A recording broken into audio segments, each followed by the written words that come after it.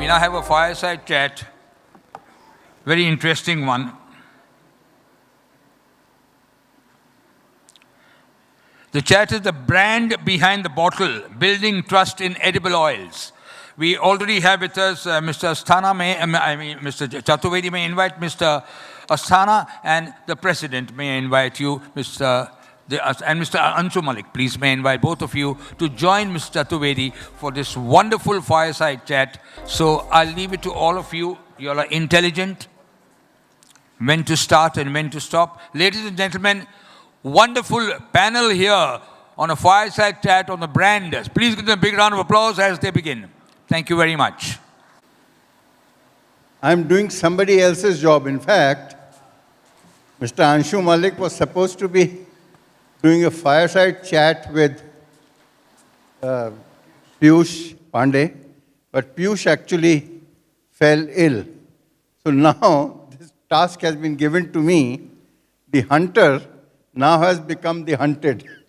So they will be doing the answering and I'll be asking the questions. In fact, most of the questions which I'll be asking have actually been prepared by Angshu, essentially for Piyush ji. Now they've got to answer it. Brands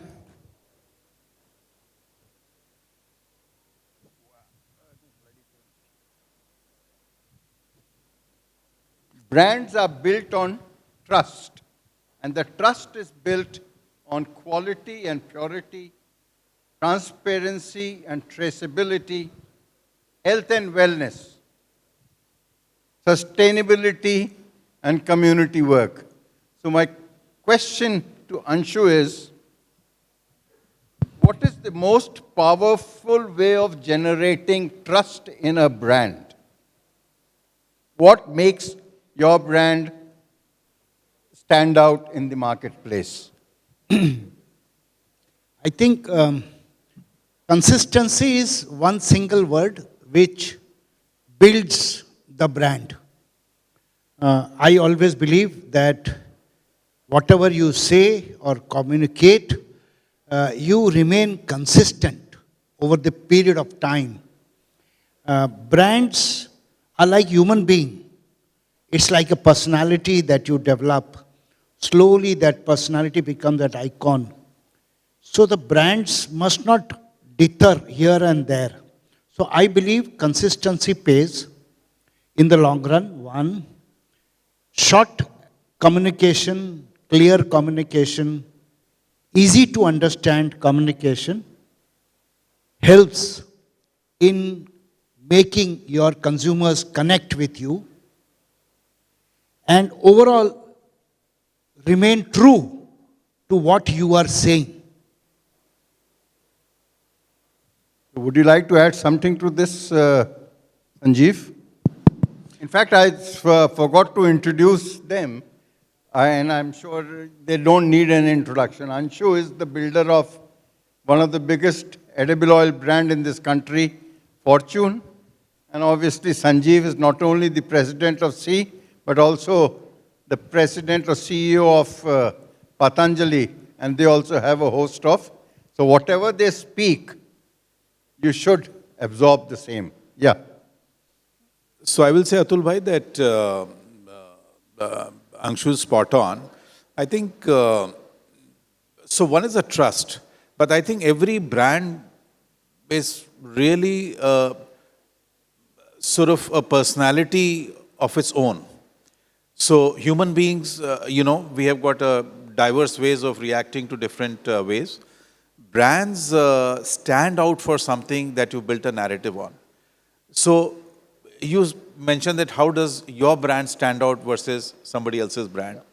So I think, the story that we put for the brand, what it truly stands for, are we true in terms of, what we say, we sort of walk the talk and the brand delivers on that on everyday basis, and repeatedly ensuring that the consumer or your customer sees that, the value that the brand that you said, it could be any number of things, whether it's, health or nutrition or, fancy or whatever it may carry. And if you are able to remain truthful to that story, if you remain true to the course and repeatedly done day after day, month after month, year after year, decade after decade, then you truly build a brand which stands out. There are great examples like, Coke and PepsiCo and Pizza Hut and McDonald's.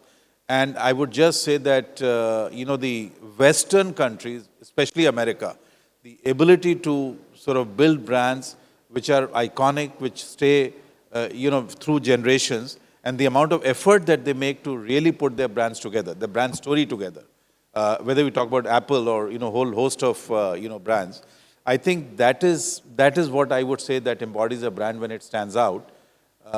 There are some marketplaces which are highly cluttered. It's very difficult. And I'm sure that you're going to ask in edible oils how it is, why the challenge is very difficult.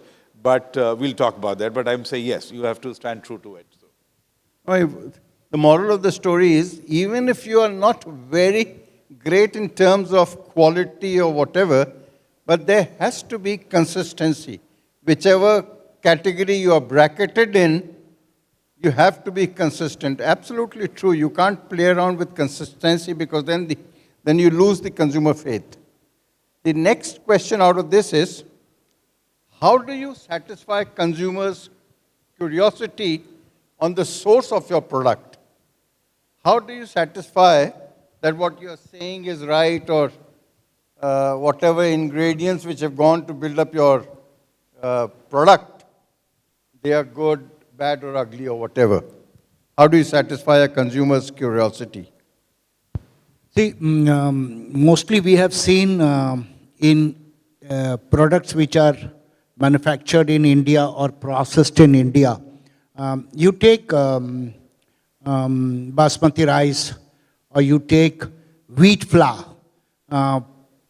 We all talk about MP Sharbati wheat, and the source is MP.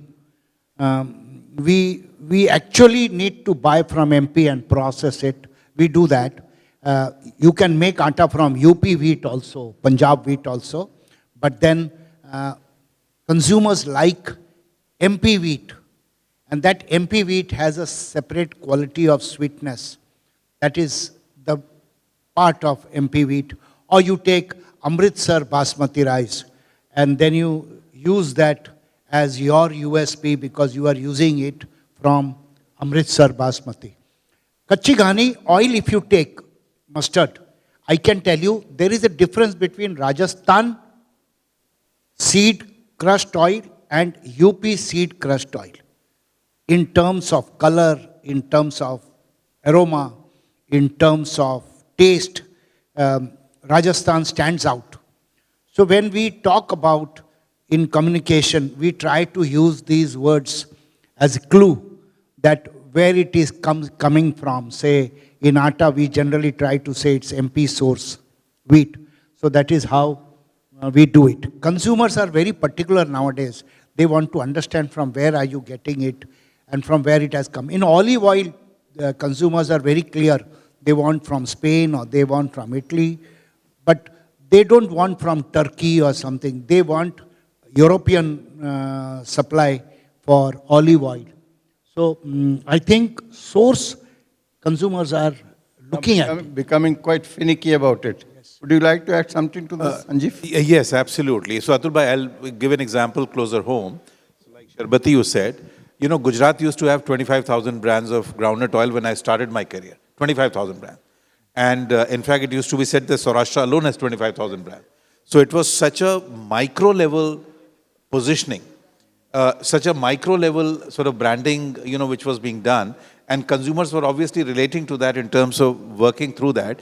So I think, this whole geographic indication, Darjeeling tea, Sharbati wheat from Madhya Pradesh, basmati rice from earlier it used to be Dehradun.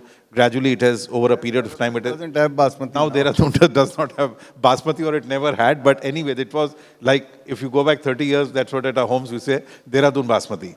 And so I think it is very important that if consumers are relating to a particular region or identify a product, emanating from that, especially in agriculture and sort of food, related industries, I feel leveraging on that and driving on that is a huge opportunity. And Sri Lankan teas, for example, in the global markets, they become exceedingly popular. Every place you go, the Sri Lankan tea. And I think India has Darjeeling tea, but I think we can do so much more with teas of Assam, and there's so much of different tea gardens and first flush and otherwise. And I think that is where I come back again. I think the effort towards branding, God's own country, मुस्कुराइए आप लखनऊ में है और अहमदाबाद में है. or there's just so much is possible around brands. And I think that is where a lot of companies in India, of course, have done a great job. But I think there's so much more to do, and learn the way West, with very minimal things, is able to build around brands and create that premium and identity to it. I think that is something which is very critical. But yes, it plays a big role in the whole process of building Now a I'll brand. come to the question you were alluding to. In the commodity space, where margins are always under pressure, how do you make a difference and how do you stand out? What USP you need to have to be counted in the marketplace? And how do you add a little more money to your kitty? So can I go first at that? And then, of course, Angshu has built a brilliant brand. So two parts, Atul bhai. And there's a practical side and there is a reality side. The reality is that some brands are doing incredibly well in the marketplace compared to the others. Ashirwad Atta, Fortune Oil, Patanjali Mustard Oil, in some form or the other that we're doing. But I'll tell, or maybe, Cargill earlier had launched the Besan, and now, Fortune Besan is there, and a whole lot of, I can give, countless examples, commodities or basmati rice, different brands that you have. The practical side is that in terms of differentiation, yes, the consumer going and picking a brand versus the other, availability becoming superior. But the fact is, there is the delta of at what price differential is willing to take is very capped because of the very commoditized nature of the product. So there's only as much that you can charge and not beyond.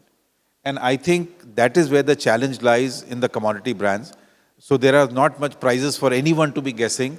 Every quarter, AWL declares the result, and every quarter we declare our results. And our results are not dramatically different for various reasons. And so that is a challenge. And I think, really in case of India, it's very difficult to because the nature of our branding and business and everything is very trade oriented. So, you move it away and somebody reduces by 4 rupees and immediately your sale will go down and somebody else's will go up. And that's why really many a times I say that in commodity brands, it's a race to the bottom, that we're consistently just fighting at the same point again and building up volumes and otherwise.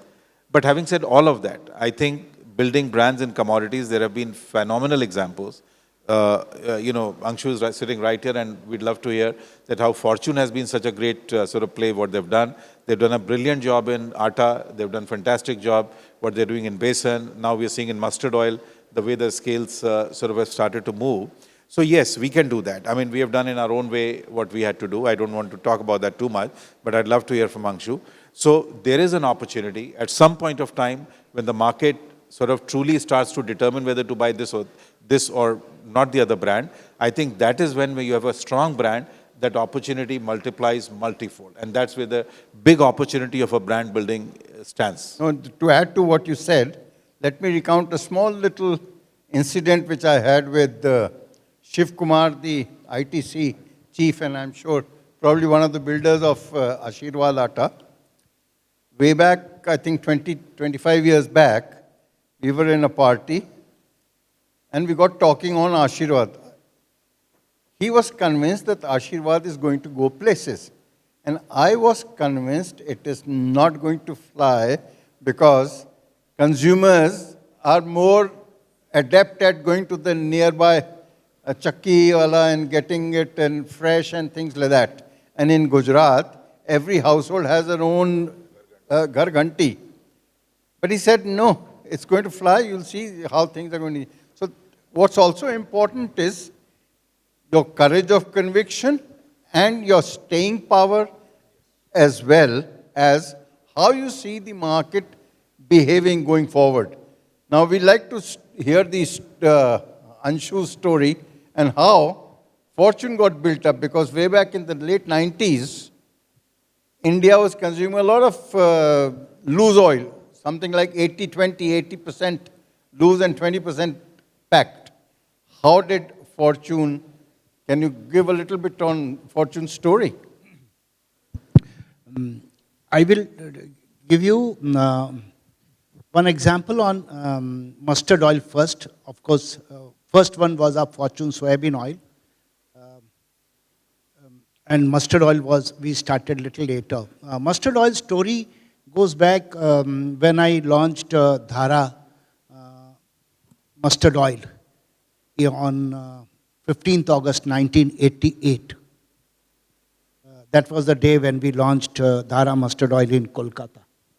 Jyoti Basu was the chief minister, and he opened the factory. Kevin Tuss, Dr. Kurian was there, and we launched that product, and it was a flying success, mostly because of rate. Quality was good, but rate was phenomenally better off. Obviously, commodities sell if it is cheap. When we launched mustard oil, I knew that we can't give cheap. We have to price it well.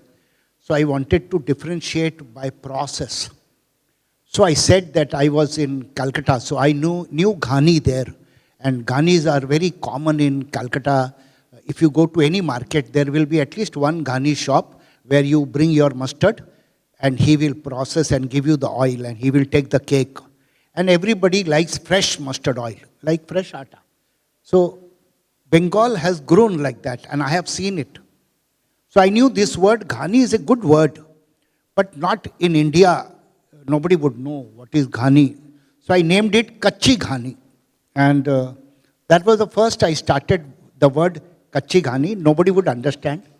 But I would explain them that this is ghani means it is processed like this. So in the advertisement, I would show something like this. Slowly, I started building. And in 2-3 years' time in Bengal, Fortune Kachi Ghani oil was known as wo Kachi Ghani wala mustard dena. In Bengali, they would say, give me that Kachi Ghani mustard oil, not Fortune. Fortune was, they forgot Fortune, but they knew this Kachi Ghani was the word. Because they knew what is ghani.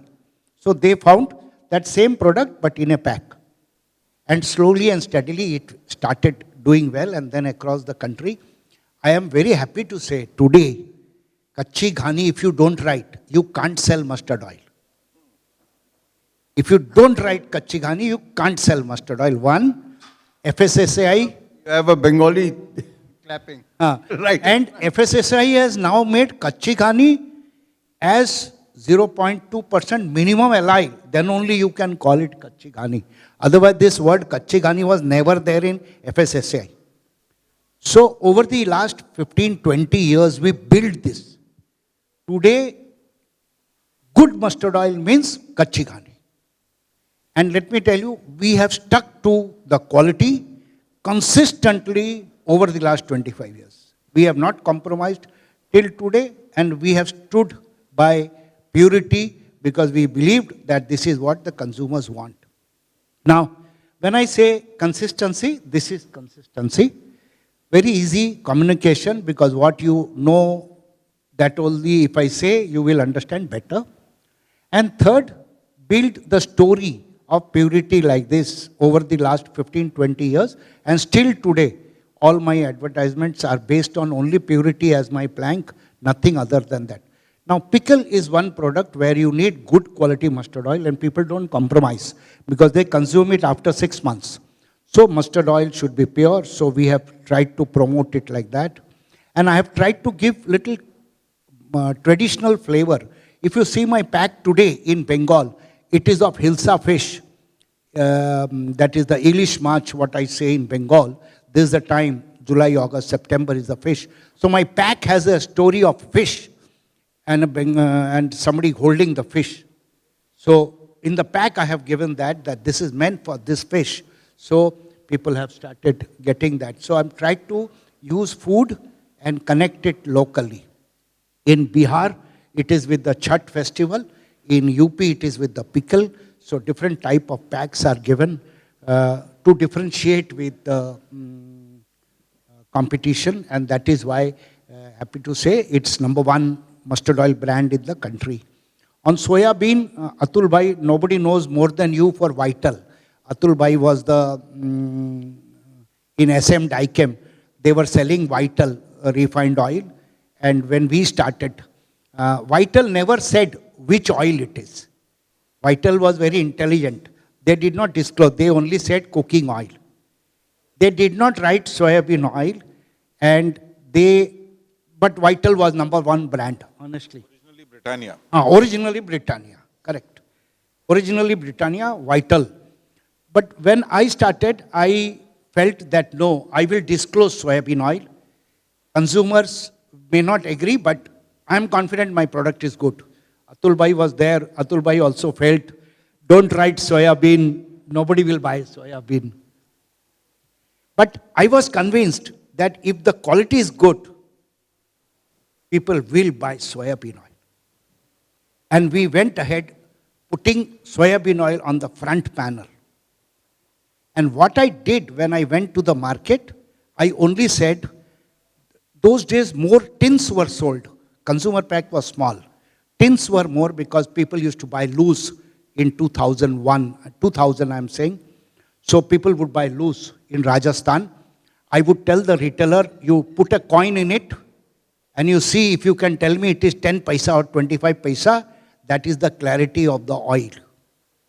And people would say, oh, itna clear hai, 10 paisa hai, dikhta hai.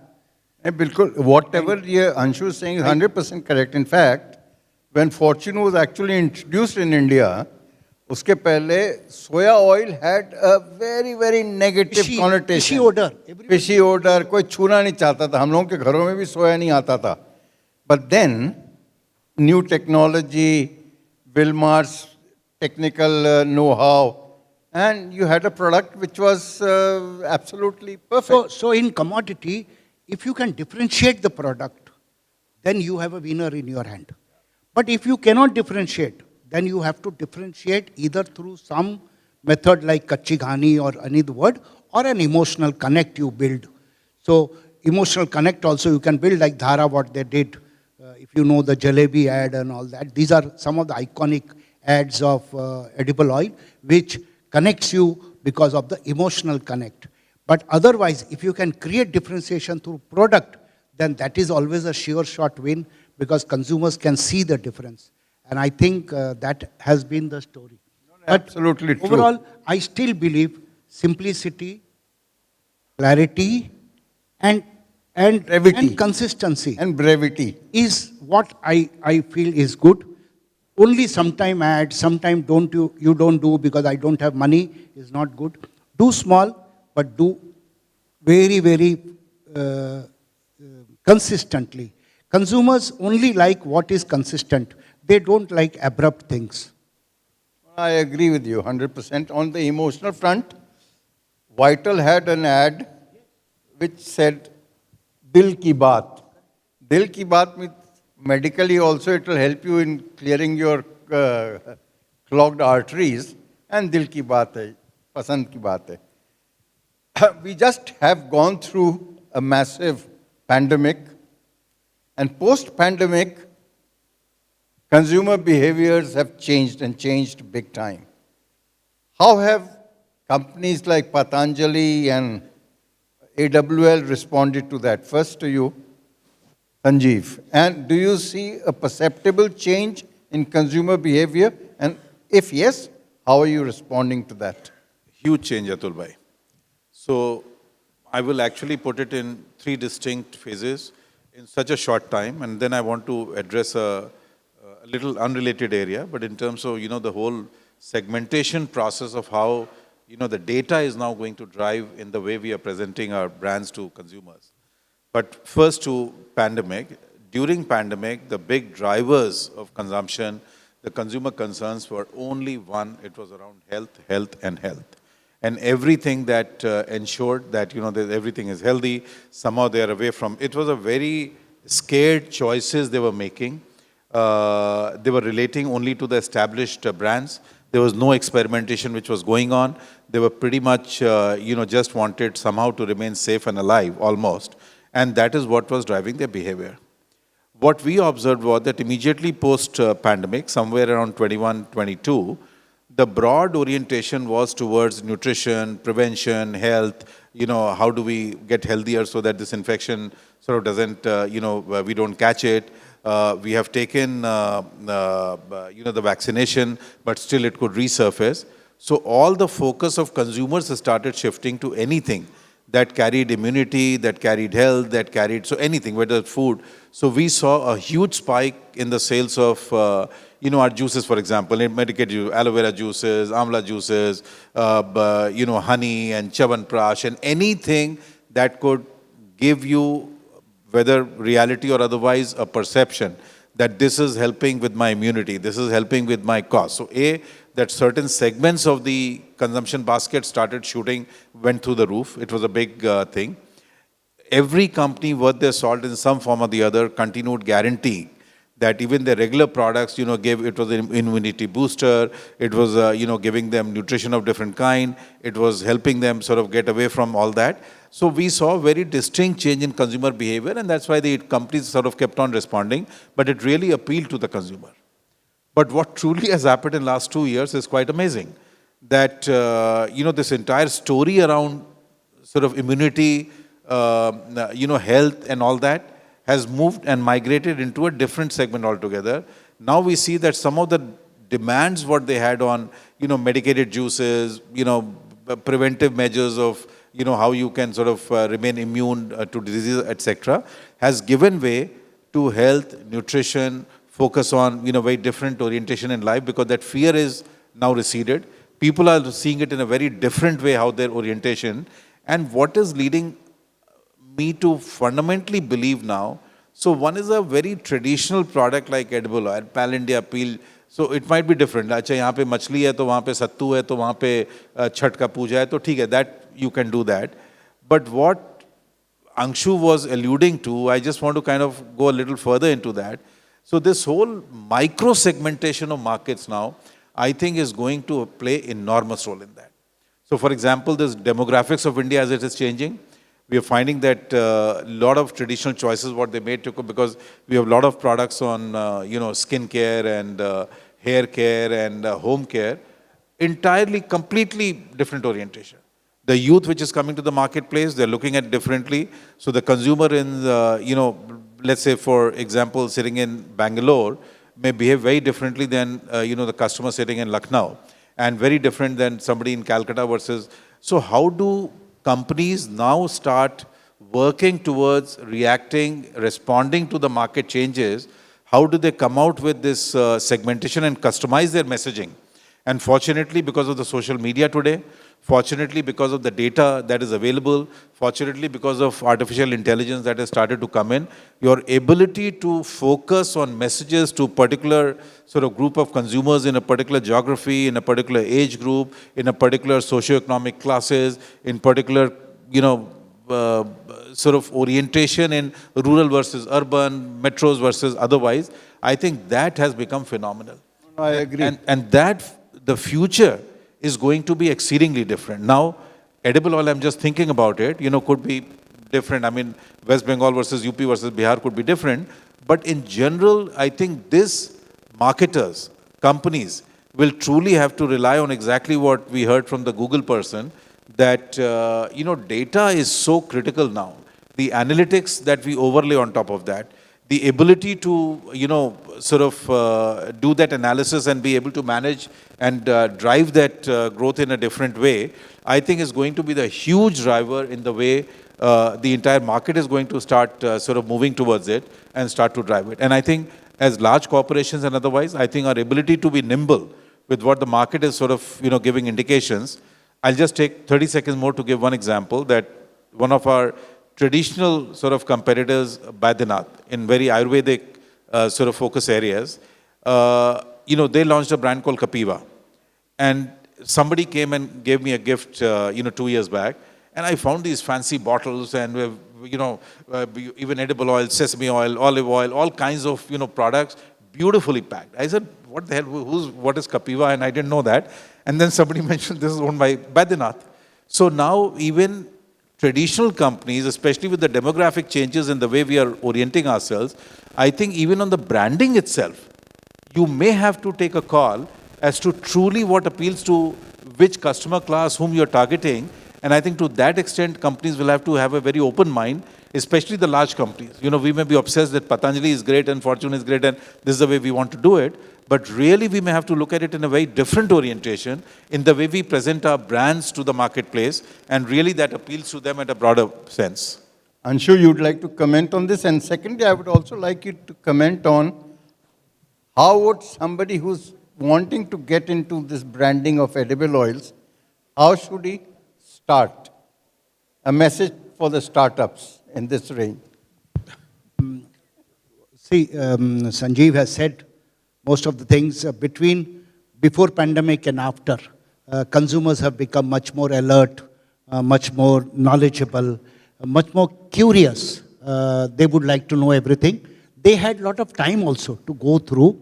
And now digitally everything is available. So challenge for us is to address the concerns of an individual set of people.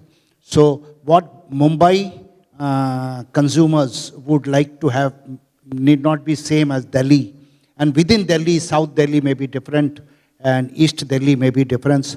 So when we see a consumer, we now try to geographically identify which area and then do segmentation and do it. But in commodity, not so easy to create so much of differentiation. But still, to some extent, product-wise, one can do. But data is available, lot of work has been done, AI generated, and we can also find out that who is, say, diabetic, then you need GI product, low GI product, so one can identify. As far as getting into commodities like edible oil and starting a brand, I always feel, don't look at India. India is very big. Go first, wherever you are located, within 100 kilometer, you do a very good study and do whatever little, but do consistently. I will tell you my observation about your sugar brand, Madhur. People know Madhur as a very good brand, #1 sugar brand in the country, owned by Renuka Sugars.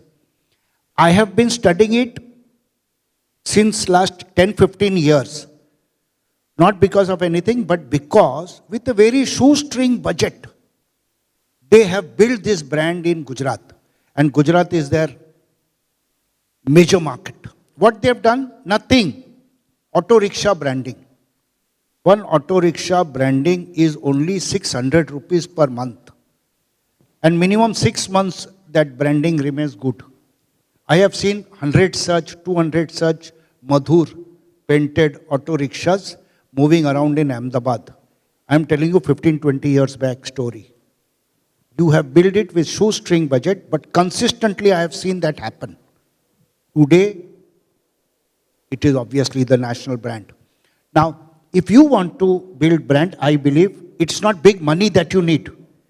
It's only focused attention you need. Down to consistency. And consistency. And right messaging. Yes, and don't look, messaging. India is very big. I'm telling you, people will get... Now I have one more question before Mehta ji ki jangi talwar hum logon ki gardan pe aa jaye.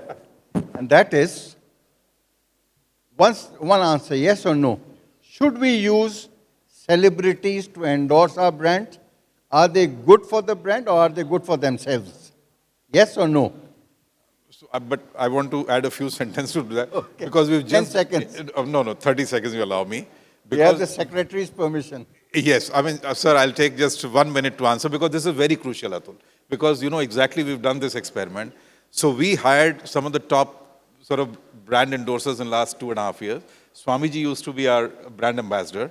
And right from Shilpa Shetty to Tiger Shroff to Dhoni and you name it. And our experience, I'll be honest with you, is very mixed.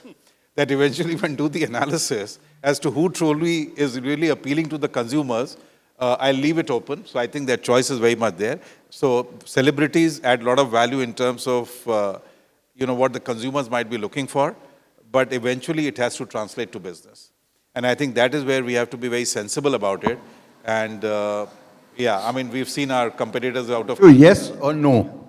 See, there is nothing yes or no. Celebrities add value. If you use the celebrity in the right way, the product needs it.